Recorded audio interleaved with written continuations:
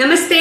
భగవద్గీతలో 8వ అధ్యాయం అక్షర పరబ్రహ్మ యోగంలో 9వ శ్లోకం. కవిం పురాణమనుశాసితారం అనోరణీయాం సమనుస్మరేద్యః సర్వస్య ధాతారమచింత్య రూపం ఆదిత్యవర్ణం తమసః పరస్తాత్. సో భగవానుడు అర్జునుడికి తనని లాస్ట్ మినిట్ లో ఎలా గుర్తు చేసుకోవాలో చెప్తూ వస్తున్నారు.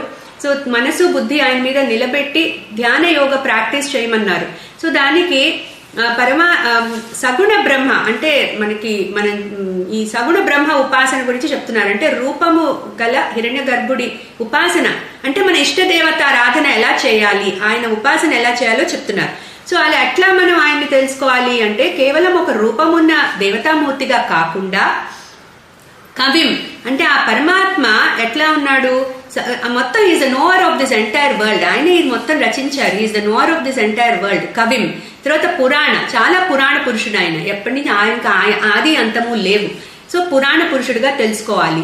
తర్వాత అనుశాసితారం, ఆయన మొత్తం ప్రపంచాన్ని శాసించేవాడు, సో కంట్రోల్ చేసేవాడు. తర్వాత అనోరణీయం, అణువు కన్నా సటిల్ అయినవాడు. సో ఆయన మన మైండ్ కి ఇంటెలెక్ట్ కి అందడు. తర్వాత సర్వస్య ధాతారం, సమస్త జనులకి కూడా వాళ్ళ కర్మ ఫలాలని ప్రసాదించేవాడు. తర్వాత అచింత్య రూపం.